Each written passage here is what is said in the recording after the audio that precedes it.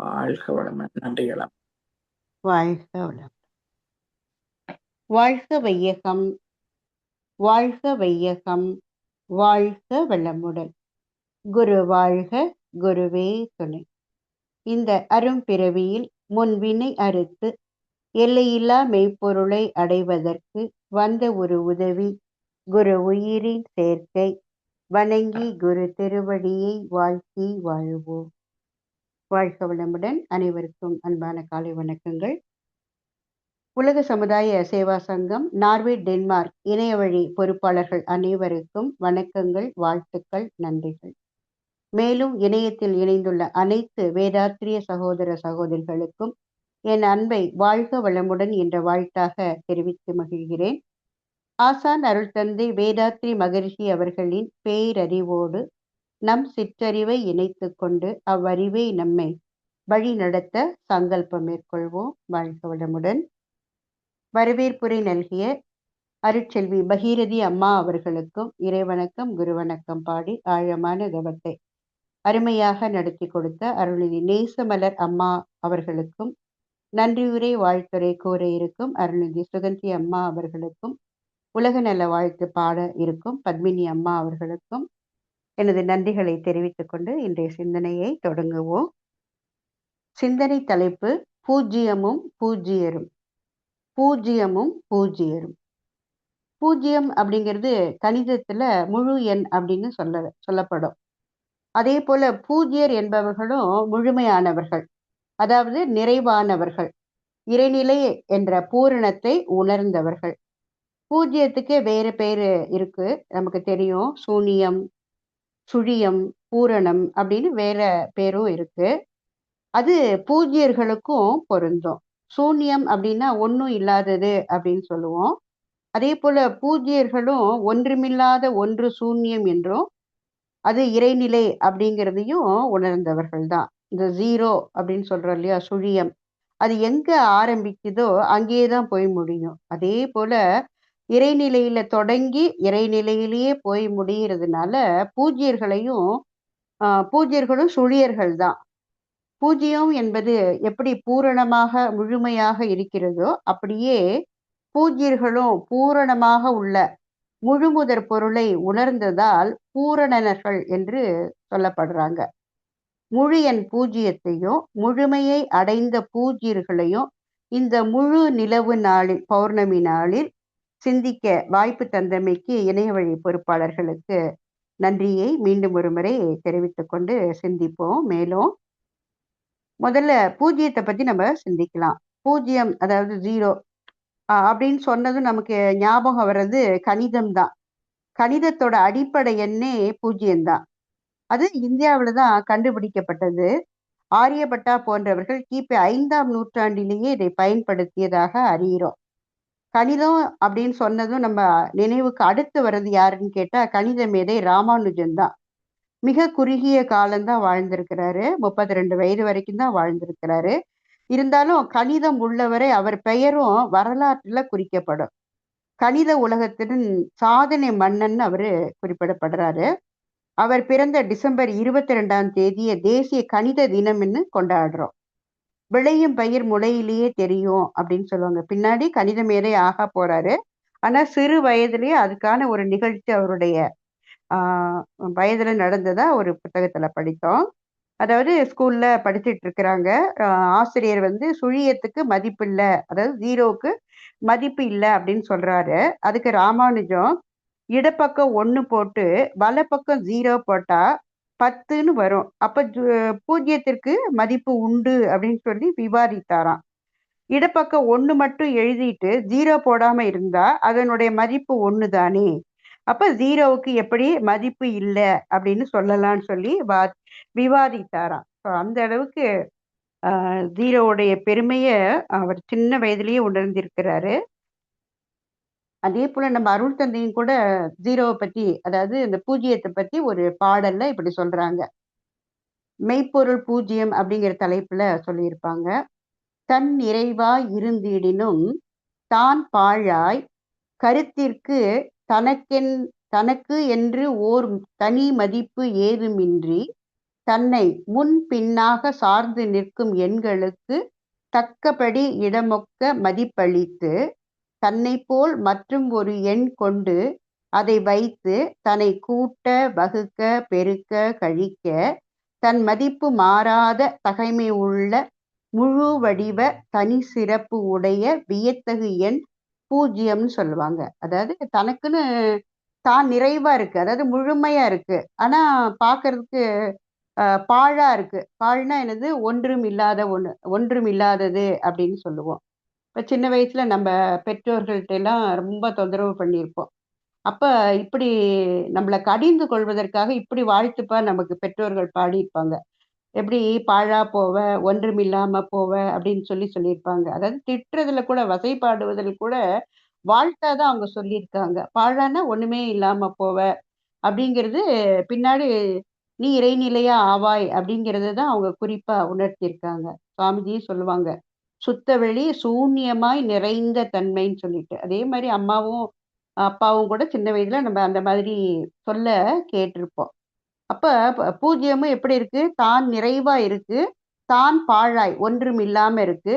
ஆனா கருத்துக்கு தனக்குன்னு ஒரு தனி மதிப்பு இல்லாம இருக்கு.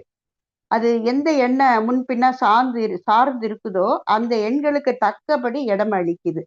அதே மாதிரி தன்னை போல மற்றும் ஒரு எண் கொண்டு அதை கூட்டினாலும் சரி, வகுத்தாலும் சரி, பெருக்கினாலும் சரி, கழித்தாலும் சரி, அதோடைய மதிப்பு மாறாத தன்மை உள்ள ஒரு முழு வடிவ தனி சிறப்புடைய எண் தான் பூஜ்யம்னு சொல்லிட்டு நம்ம சுவாமிஜியும் விளக்கம் கொடுத்திருப்பாங்க. இப்ப ஏற்கனவே பார்த்த மாதிரி பூஜ்யம் அப்படிங்கிறது ஒரு முழு எண் தான். ஏன் அப்படின்னா மற்ற எண்கள் எல்லாம் ஒரு பக்கம் ஆரம்பிக்கும், ஒரு பக்கம் முடியும். உருவமும் எப்படி இருக்கும்னு கேட்டா கோணல் மாணலா இருக்கும். உதாரணத்திற்கு 1 அப்படிங்கிற அந்த எண்ணை எடுத்துட்டோம் அப்படின்னாக்கா அதுக்கு மேல ஒரு முனை, கீழ் முனைன்னு 2 இருக்கு. அதே மாதிரி 2 அப்படிங்கிற எண்ணை எடுத்துக்கிட்டா கூட முன்முனை, பின்முனை இருக்கு. அதே மாதிரிதான் மற்ற எண்கள் அந்த பக்கம் இந்த பக்கம் வளைந்து தான் இருக்கும். 3, 4, 5, 6, 7, 8, 9 எல்லாமே எழுதி பார்த்தா தெரியும்.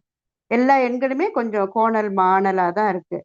ஆனா 8 கூட 2 முட்டையா இருக்கும். மேல ஒரு முட்டை, கீழே ஒரு முட்டை. ஆனா நடுவுல ஒரு வெட்டு இருக்கும்.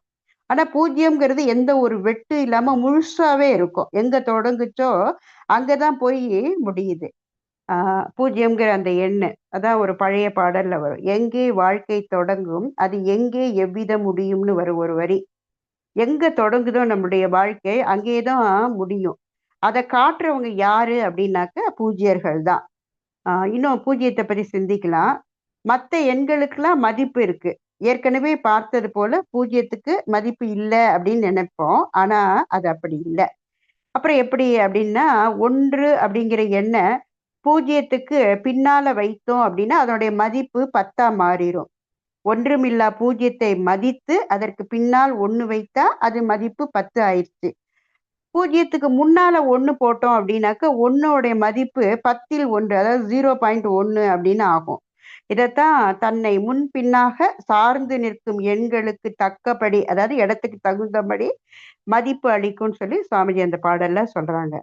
அதே போல பூஜ்யத்தோட மற்ற எந்த எண்ணையும் கூட்டினாலும் வகுத்தாலும் பெருக்கினாலும் கழித்தாலும் தன்னுடைய மதிப்பு மாறாத தன்மையுடைய வியப்புடைய எண் தான் இந்த 0ங்கிறது. அதே போலதான் இறைவன் அல்லது இறைநிலையும் நிறைவானவன் தான், நிறைவானது தான். தனக்குன்னு தனி ஒரு மதிப்பு, இறைவன்கிறவன் தனக்குன்னு ஒரு தனி மதிப்பு இல்லாதவன். யார் அவனை சேர்றாங்களோ அவர்களுடைய மதிப்பை இறைவன் உயர்த்தக்கூடியவன். யார் இறைவனை அலட்சியம் செய்து ஒதுங்கி இருக்கிறாங்களோ அவங்கள 10ல் 1 ஆக்கிடுவான். இறைநிலையை மதிப்பவங்க தான் அந்த இறைநிலை அளவுக்கு உயர்வாங்க. அப்படி இறைநிலையை உணர்ந்து அதனை மதிப்பவர்களை தான் பூஜ்யர்கள் அப்படின்னு சுவாமிஜி இந்த பாடல்ல விளக்கம் தராங்க. ஒரு பழைய பாடல் கூட வரும். பூஜ்யத்துக்குள்ளே ஒரு ராஜ்யத்தை ஆண்டு கொண்டு புரியாமலே இருப்பான் ஒருவன், அவனை புரிந்து கொண்டால் அவன்தான் இறைவன் அப்படின்னு சொல்லிட்டு. இங்க பூஜ்யம் அப்படிங்கிறது இந்த பூரணம். பூரணம் அப்படிங்கிற சுத்த வெளிக்குள்ள ஒரு ராஜ்யம். என்ன ராஜ்யம்? பேரியக்க மண்டலம் அப்படிங்கிறது இருக்கு. அதை ஆட்சி செய்து கொண்டு புரியாமல் இருப்பான் ஒருவன், புரிந்து கொண்டால் அவன்தான் இறைவன் சொல்லுவாங்க. அந்த இததான் சுவாமிஜி சொல்லுவாங்க, ஆட்சியின்றி ஆளுகின்ற ஐயன் திருவருள் அப்படின்னு சொல்லுவாங்க. அந்த இறைநிலை தான் எல்லாத்தையும் நடத்துது. சுத்த வெளியா இருந்து பேரியக்க மண்டலத்தை நடத்துது. அதை புரிந்துகிட்டவங்க தான் பூஜ்யர்கள். அதாவது இறைநிலையோட அவங்க எப்பவுமே இருக்கிறதுனால அந்த இறை அனுபவம் அவங்களுக்குள்ள இருக்கும். இந்த உதாரணத்துக்கு சுவாமிஜி ஒரு கருமையன் தலைப்புல ஒரு உதாரணம் கொடுப்பாங்க. கோழி முட்டையை வச்சு சொல்லுவாங்க. கோழி முட்டை உள்ள மஞ்சள் கரு, வெளியில வெள்ளை கரு இருக்கும். மஞ்சள் கரு உருவாவதற்கு வேண்டிய சத்து பூரா எது கொடுக்கும்னா அந்த வெள்ளை கரு தான் கொடுக்கும். அதே போல பிரபஞ்சம் ராஜ்யம்னு பார்த்தோம் இல்லையா, அந்த பேரியக்க மண்டலத்துல இயங்கக்கூடிய எல்லா இயக்கங்களுக்கும் சக்தி தருவது எது அப்படின்னாக்க வெள்ளை முட்டைக்கு எப்படி வெள்ளை கருவோ அதே போல பிரபஞ்சத்துக்கு அப்பால இருந்து கொண்டு அத்தனையும் ஆட்சி செய்து கொண்டு இருக்கக்கூடியதுதான் சுத்தவெளி என்ற இறைநிலை அப்படின்னு ஒரு விளக்கம் கொடுப்பாங்க. அதே மாதிரி சுவாமிஜி குரல் வடிவத்துல கூட பூஜ்யத்துக்கு ஒரு விளக்கம் கொடுப்பாங்க. பூஜ்யத்தை போல நிறைவாய் பொருத்தமுள்ள சிறப்புடையோர் பூஜ்யர் எனப்படுவர். புனித நிலை குருநாதர். அதாவது பூஜ்யர் யாருன்னா புனித நிலை குருநாதர்கள். பூஜ்யத்தை மாதிரி நிறைவாக இருக்கக்கூடியவர்கள் அப்படின்னு சொல்லி குரல் வடிவிலையும் சுவாமிஜி சொல்லியிருப்பாங்க. அந்த பூஜ்யர்ங்கிற வார்த்தை சமஸ்கிருத வார்த்தை. அதாவது பூஜைக்கு உரியவர்கள், வழிபாட்டுக்கு உரியவர்கள். யாரு அப்படின்னாக்க குரு. அந்த புனித நிலையை உடையவர்கள் தான் அந்த குரு என்று சொல்லக்கூடியவங்க. பூஜ்யத்தை போல நிறைவானவங்க. அந்த நிறைவுல இருந்து யாரும் எதையுமே எடுத்துக்க முடியும். அப்படி யார் எதை எடுத்தாலும் அந்த நிறைவு எப்படி இருக்கும்? நிறைவாவே இருக்கும், குறையவே குறையாது. அட்சய பாத்திரம், அட்சயம்னு சொல்லுவாங்க இல்லையா, சுவாமிஜி அதை தமிழ் படுத்தியிருக்காங்க வற்றா இருப்பு அப்படின்னு. முதல்ல எல்லாம் பூரணம் அப்படின்னு சொல்லுவாங்க. அந்த பூரணம் அட்சயம் நம்ம சிறு வயதுல படித்திருக்கும் போது கூட படித்திருப்போம். மணிமேகலை அட்சய பாத்திரத்தை எடுத்துட்டு அந்த பசி பிணிய போக்குனதாக மணிமேகலையில படிச்சிருப்போம். அதான் உண்டி கொடுத்தோர் உயிர் கொடுத்தோரேன்னு சொல்லி அதுல வரும். அந்த அட்சய பாத்திரம் எவ்வளவு எடுத்தாலும் குறையவே குறையாது. அதே மாதிரி பூஜ்யம் என்று சொல்லக்கூடிய நிறைவானவர்கள்ட்ட இருந்து, அதாவது குருமார்கள்ட்ட இருந்து நம்ம எவ்வளவு எடுத்தாலும் அவங்க கிட்ட இருந்து குறைவுபடாது. அவங்களும் இருப்பாங்க, நம்மளையும் அந்த குறைவு நிலைக்கு போகாம பார்த்து கொள்ளுவாங்க. அந்த அளவுக்கு சிறப்புடையவங்க தான் பூஜ்யர்கள். அப்படிப்பட்ட பூஜ்யர்கள், அதாவது குருமார்களும் பை பர்த்லயே பிறக்கும் போதே அந்த தன்மையை பெற்றார்களா அப்படின்னாக்க இல்லை. எல்லாரையும் மாதிரிதான் அவங்களுடைய பிறப்பும் இருந்திருக்கும். செய்த செயல்ல தான் அவங்க அந்த நிலையை அடைஞ்சிருப்பாங்க. வள்ளுவருடைய குரல் கூட இங்க ஞாபகப்படுத்திக்கலாம். பிறப்புக்கும் எல்லா உயிர்க்கும் சிறப்பு ஒவ்வா செய்தொழில் வேற்றுமையான். அப்ப எல்லா குருமார்களை எடுத்துட்டா கூட யாரும் பிறவி ஞானியா அப்படின்னாக்க பிறக்கும் போதே அவங்க பிறவி ஞானியா இருந்தா மற்றவங்களுடைய துன்பங்களை அவங்க அறியாம போயிருவாங்க. அப்படிங்கிறதுக்காக தான் இறைநிலை அத்தனை பேரையும் அனுபவ ஞானியா ஆக்குது. ஏன்னா உலகியல்ல மக்கள் படுற துன்பங்கள்ல இருந்து அவங்கள விடுபட வைக்கணும். அப்ப ஞானியர்களும் அதே மாதிரியான துன்ப அனுபவத்தை பெற்று அதிலிருந்து அவங்க விடுபட்டு, அப்படி விடுபட்ட அந்த அனுபவத்தால தான் அவங்களுடைய அறிவால அன்பால அனைவரையும் அரவணைக்கும் பூஜ்யர்கள் ஆறாங்க. சோதனை மிகுந்ததுதான் அவங்களுடைய வாழ்க்கையும், வேதனை நிறைந்ததும் கூட தான். சாதனை செய்து அவங்க எல்லாமே உயர்ந்திருக்கிறாங்க. அந்த சாதனையைத்தான் மற்றவர்களுக்கும் வழங்கி அவர்களும் பூஜ்யர்களாக, அதாவது நிறைவுடையவர்களாக ஆக செய்கிறாங்க. ஆனா சமகாலத்துல வாழ்ந்த மக்கள்லாம் அவங்கள புரிஞ்சுக்கிட்டாங்களா அப்படின்னு கேட்டா இல்லைன்னு தான் சொல்லணும். ஏராளமான இன்னல்கள் அவங்களுக்கு விளைவித்ததை பத்திலாம் நம்ம அறிஞ்சிருக்கோம். இன்னல்களை கூட இன்முகத்தோட தான் அவங்க எல்லாம் ஏத்திருக்கிறாங்க. அதாவது சுவாமிஜி இன்னொரு பாடல்ல சொல்லுவாங்க, உண்மை பொருளை விளக்கி ஒழுக்கத்தை கற்பிக்க உழைத்தோருக்கு இதுவரையில் உலகளித்த பரிசு என்னன்னு கேட்பாங்க. ஏன்னா உண்மை பொருளை விளக்குறாங்க, ஒழுக்கத்தை கற்பிக்கிறாங்க, அதுக்காக உழைத்தாங்க. ஆனா அவங்களுக்கு உலகத்து மக்கள் என்ன கொடுத்தாங்க அப்படிங்கிறத கேட்டு இன்னொரு பாடல்ல அதுக்கான விளக்கம் சொல்லுவாங்க. அந்த சமணர்களை கழுவுல ஏத்துனதை பத்தியும், அருட்ஜோதி ராமலிங்கருடைய உடலை மறைத்து யோகத்தால ஜோதியாகி விட்டார் அப்படின்னும், நந்தனார தானா தீயில போய் விழுந்து இறக்க செய்ததை பத்தியும் சுவாமிஜி சொல்லுவாங்க. நமக்கும் தெரியும், இயேசுவ சிலுவையில அறைந்ததையும் நபிகள் நாயகத்தை கல்லால துரத்தி அடித்ததை பத்தியும் நம்ம அறிஞ்சிருக்கிறோம். அதே போல சாக்ரட்டிஸை பத்தியும் சுவாமிஜி 2 சம்பவங்கள் சொல்லியிருக்காங்க. அதையும் இங்க நினைவுபடுத்திக் கொள்வோம். அவரும் நிறைய ஞானிதான். வள்ளுவருக்கு 500 ஆண்டுகளுக்கு முன்னே வாழ்ந்தவர். அவருடைய வாழ்க்கையில் நடந்த 2 சம்பவங்களை சுவாமிஜி சொல்லுவாங்க. அவருக்கு கிரேக்க தத்துவ ஞானிங்கிறது தெரியும். அவருடைய வாழ்க்கையும் ஏழ்மையிலையும் வறுமையிலையும் தான் கழிந்தது. இராணுவ வீரராக இருந்தாரு. ஆனா அவருடைய சிந்தனைகள் எல்லாம் வித்தியாசமான சிந்தனைகளா இருந்தது. வாழ்வினுடைய உண்மைகள் எல்லாம் மக்களுக்கு எடுத்து சொன்னாரு. அதனாலதான் மக்களை தேடி கையில ஒரு விளக்க பகலையே ஏந்தி போய் மக்களை தேடுறேன்னு சொல்லி சொல்லுவாராம். அவருடைய அறிவுபூர்வமான பேச்சு, அதனால புரட்சி வெடிக்கலான்னு சொல்லி பயந்த அரசு அவரை எதுல அடைச்சது? சிறையில அடைச்சு மரண தண்டனை விதிச்சுதான். கோமியம் சொல்லக்கூடிய ஒரு கடுமையான விஷத்தை, அதாவது படிப்படியா கால்ல இருந்து கொஞ்சம் கொஞ்சமா மரத்து போக வைக்கும். அந்த விஷயத்த கொடுத்து அவரை உயிர் துறக்க வச்சாங்களாம். அப்ப கூட சொன்னாங்களாம், இப்ப கூட நீ இளைஞர்களுக்கு துர்போதனை செய்ய மாட்டேன்னு சொன்னா உடனே மாற்று மருந்து கொடுத்து காப்பாத்துறோம்னு சொல்லிட்டு, ஆனா அவர் என்ன பண்ணாராம், நான் உண்மையை தான் சொல்லுவேன் அப்படின்னு சொன்னாராம். அந்த மாதிரி வாழ்ந்த சாக்ரட்டிஸை பத்தி சுவாமிஜி சொல்லுவாங்க. அவருக்கு பின்னாடி வந்த வள்ளுவர் இந்த சம்பவத்தை தான் வைத்து பெயக்கண்டும் நஞ்சுண்டு அமைவர் நயத்தக்க நாகரீகம் வேண்டுபவர் அப்படிங்கிற குரலை எழுதினதா சுவாமிஜி சொல்லுவாங்க. மேலும் இன்னொரு செய்தியையும் சுவாமிஜி சொல்லுவாங்க. அவருடைய மனைவியே அவருக்கு எதிரியாகவும் இருந்தாங்களாம். வீட்டுல இளைஞர்களுக்கெல்லாம் அவர் நீதி போதனை செய்யும்போது உள்ளே இருந்து ஏதாவது வளவளவளன்னு பேசிட்டே இருப்பாங்களாம்.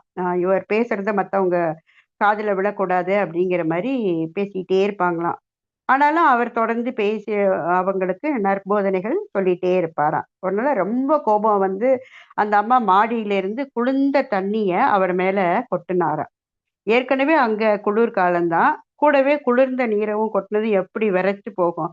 அப்ப கூட சாக்ரட்டிஸ் என்ன பண்ணாரா, கோவப்படாம இவ்வளவு நாளும் இடி இடிச்சது, இப்ப மழையும் பொழிஞ்சிருச்சுன்னு நகைச்சுவையோடு சொன்னாராம். அப்ப உண்மையை உரைக்கிறதுல எத்தனை துன்பம் வந்தாலும் ஏற்றுக்கொள்ளும் தன்மை யாருக்கு உண்டு அப்படின்னாக்க இந்த நிறை ஞானிகளுக்கு, பூஜ்யர்களுக்கு உண்டு அப்படிங்கிறத இந்த சம்பவம் நமக்கு காமிக்குது.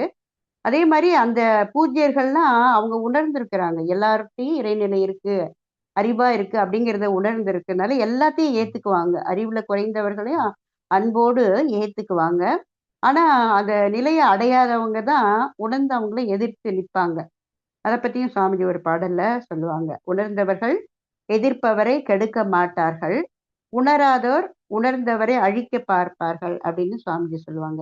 அதனாலதான் உணர்ந்தவருடைய எண்ணிக்கை பெருகணும்னு சொல்லி சொல்லுவாங்க. அறிவறிந்தோர் எண்ணிக்கை பெருக வேண்டும் சொல்லி சுவாமிஜி ஒரு பாடல்லையும் சொல்லுவாங்க.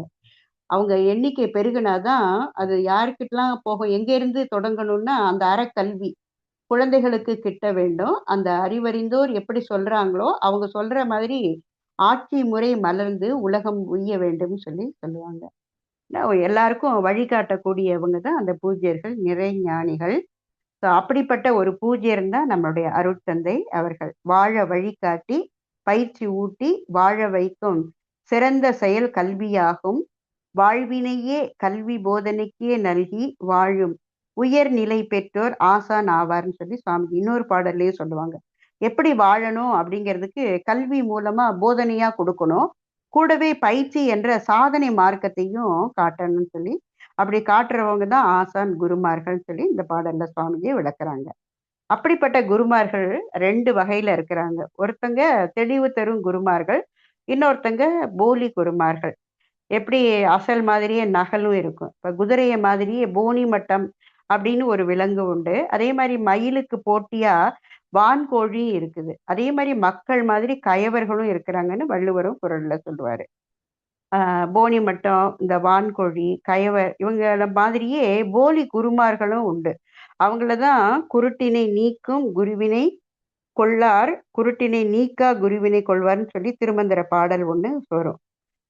அறியாமைங்கிற இருளை போக்கக்கூடிய குருவினை நம்ம பிடித்து கொள்ளணும். அப்படி பிடிக்காம அறியாமையை நீக்காத குருவினை பிடித்தோம் அப்படின்னா அவங்களும் குருடுதான், இவங்களும் குருடுதான், 2 பேரும் ஆடி குழியில விழுவாங்க அப்படின்னு சொல்லி திருமூலர் அந்த பாடல்ல சொல்லுவாங்க. அப்ப எந்த குருவை நம்ம பிடித்து கொள்ள வேண்டும்? நம்மளுடைய அறியாமையை நீக்கக்கூடிய குருவை பிடித்து கொள்ள வேண்டும். அத்தகைய குருவை தான் தெளிவு குருவின் திருமேனி காண்டல்ங்கிற இன்னொரு பாடலையும் திருமந்திரத்துல திருமூலர் சொல்லுவாங்க. அவருடைய திருமேனியை பார்க்கறது, அவங்களுடைய நாமத்தை சொல்றது, அவருடைய வார்த்தையை கேட்கறது, குரு உருவ சிந்திக்கிறது எல்லாமே சிறப்பு அப்படின்னு சொல்லி சொல்லி திருமந்திரத்துல சொல்லுவாங்க. அதே மாதிரி அந்த குரு பூஜ்யர் கிடைச்சிட்டாரு அவர் காட்டுற பாதையில நம்ம பயிற்சி செஞ்சா என்ன ஆகும் அப்படிங்கிறதையும் இன்னொரு திருமந்திர பாடல்ல சொல்லுவாங்க. பரிசன வேதின்னு ஒரு செடி இருக்காம். அந்த செடியால எதை தொட்டாலும் பொண்ணாயிருமா. அதே போல குரு யாரெல்லாம் தொடுறாங்களோ, குரு பரிசித்த குவலயமெல்லாம் திரிமலம் தீர்ந்து சிவகதியாமேன்னு அந்த திருமந்திர பாடல் வரும். அதாவது குரு பரிசித்த குவலயம்னா குருவினால தொடப்பட்ட அல்லது அவருடைய பார்வைப்பட்ட எல்லாருமே, குவலயம்னா உலக மக்கள், எல்லாருமே என்னவா ஆயிருவாங்க, அவங்க கிட்ட இருக்கிற திரிமலம், 3 மலங்கள், ஆணவம், கண்மம், மாயை அப்படிங்கிற 3 மலங்களும் நீங்க பெற்று சிவகதினா சிவநிலையை, அதாவது இறைநிலைய பூஜ்யமாக உள்ள அந்த முழுமை நிலையை அவங்களும் அடைவாங்க அப்படின்னு திருமந்திர பாடல் இருக்கும்.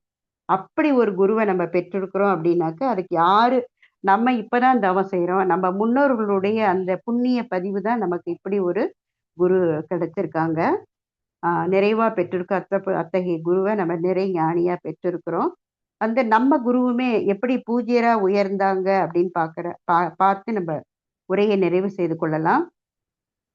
சாதாரண மக்கள் வாழ்க்கை மாதிரி தான் சுவாமிஜியோடைய வாழ்க்கையோடைய இளமை காலமும் இருந்தது. வறுமையிலையும் ஏழ்மையிலையும் தான் கழிந்தது. ஆனா சுவாமிஜிக்கு சிறு வயதிலேயே ஆன்மீகத்துறையில ஆர்வம் அதிகமா இருந்தது. காரணம் அவங்களுடைய தந்தையார் அவரை சிறு வயதிலேயே பயன்படுத்திய முறை, பக்தி மார்க்கத்துல பயன்படுத்திய முறை. 10 வயசுல சுவாமிஜிக்கு ஒரு ஞான ஆசிரியர் கிடைச்சாரு. அவரை அவருடைய சிறு வயது காரணமாக பக்தி நெறியில தான் ஈடுபடுத்தினாரு. தத்துவத்தை பத்தியும் சில கருத்துக்களை எல்லாம் அவ்வப்போது சொல்லிட்டே இருந்தாங்க. சிந்தனை தூண்டப்பட்டு 12 வயதுலதான் சுவாமிஜி பல கேள்விகள் எழுந்தது. இன்ப துன்பம் அப்படிங்கிற உணர்ச்சிகள்னா என்ன, இதோட மூலமும் முடிவும் என்ன, நான் யாரு, உயிர்னா என்ன, உயிர் உடல்ல எந்த தொடர்போட இயங்குது, நோயும் முதுமையும் ஏன் எப்படி வருது, கடவுள்னா யாரு, பிரபஞ்சத்தை ஏன் படைச்சாரு காத்தாரு, இயற்கை விதினா என்ன, ஏழ்மை ஏன் எப்படி உண்டாகுது, இது மாதிரியான கேள்விகள் சுவாமிஜிக்கு நிறைய வந்தது. ஆனா ஒண்ணுக்கு கூட பதில் கிடைக்கல. சின்ன வயசுல ரொம்ப ஏக்கம், அப்புறம் ஏமாற்றம் அப்படின்னு சொல்லி சுவாமிஜி சொல்லுவாங்க. முதல்ல கிடைச்ச குரு பாலகிருஷ்ணர், 2வது அவருக்கு கிடைச்ச வைத்திய பூபதி கிருஷ்ணராவ் 18 வயசுல கிடைக்கிறாங்க. அவர் தான் அறிவுக்கு விருந்த நிறைய விளக்கம் கொடுத்தாராம். தத்துவங்களையும் எளிதா விளக்குனாராம். இதெல்லாம் நமக்கு தெரிஞ்சதுதான், மீண்டும் ஒரு முறை நினைவுபடுத்தி கொள்றோம். 12 வருஷம் அவருடைய நெருங்கிய தொடர்புல இருந்தேன்னு சுவாமிஜி சொல்றாங்க. இன்னும் மேலும் சுவாமிஜி சொல்லுவாங்க, அவர் எனக்கு ஆயுர்வேதம், சித்த மருத்துவத்தை எல்லாம் முறையா போதிச்சதோட குண்டலினி யோகம் பத்தியும் அறிவு பயிற்சி பற்றியும் முறையா கற்பித்தாங்க. கடைசியா என்னுடைய 34 வயதுல பரஞ்சோதி ஒரு குருவினிடம் குண்டலினி யோக தீட்சை பெற்றேன். பரஞ்சோதியோட பெற்றதை பத்தி சுவாமிஜி சொல்றாங்க. மிகுந்த முயற்சியோடு தவம் பயின்றேன். இரவு பகலாக அறிவு, உயிர், உடல், கடவுள், சமுதாயம் பற்றி ஆராய்ந்தேன். தெளிவா விளக்கம் கண்டு கொண்டேன். அடிக்கடி பேரியக்க மண்டல விரிவிலேயே நினைவை செலுத்தி லயித்திருப்பேன். அப்போ உயர்ந்த கருத்துக்கள் கவி வடிவிலும் உரை வடிவிலும் தோன்றும். அவற்றை உடனே குறித்து கொள்வேன். மேலே சொன்ன வினாக்களுக்கு விடை காணாம வாழ்வில் தத்தளித்து கொண்டு இருக்கும் நண்பர்களுக்கு உதவியாக இருக்கட்டும் அப்படிங்கிறதுனால ஆன்மீக சம்பந்தமானவற்றை தான் ஞானமும் வாழ்வுல தொகுப்புல குறிச்சிருக்கேன், எழுதி வச்சிருக்கேன்னு சொல்லி அந்த ஞானமும் வாழ்வும் புத்தகத்துல முன்னுரையில சுவாமிஜி சொல்லியிருப்பாங்க. அப்ப மெய் உணர்வு தீட்சையும் தத்துவ விளக்கங்களும் கொடுத்து வழிகாட்டி உதவ உள்ளத்துல ஓப்போட இருக்கிறேன்னு சொல்லி சுவாமிஜி நமக்கு ஸ்கை யோகா பயிற்சி முறைய கொடுத்திருக்காங்க. தானும் பூஜ்யமாகி, அதாவது முழுமை அடைந்த பூஜ்யராகி நம்மையும் முழுமை பெற பூஜ்யர்கள் ஆக்க ஸ்கை யோகாவை கொடுத்த நம் பூஜ்யரை, குருநாதரை மனம் மொழி மெய்யால் வணங்கி உரையை நிறைவு செய்கிறோம். வாழ்க வளமுடன். வையமெல்லாம் வாழட்டும். வாழ்க்கை வளம் காத்தினிதாய் வளரட்டும் மெய்யறிவு. வாழ்க்கை இன்பம் துய்த்தலிலே உய்ய மெய்ப்பொருள் நாட்டம் உலகெங்கும் மக்களிடம் ஓங்குக மேலோங்குக நம் உள்ளமெல்லாம் ஒன்றுபட. வாழ்க வளமுடன். நன்றி அம்மா.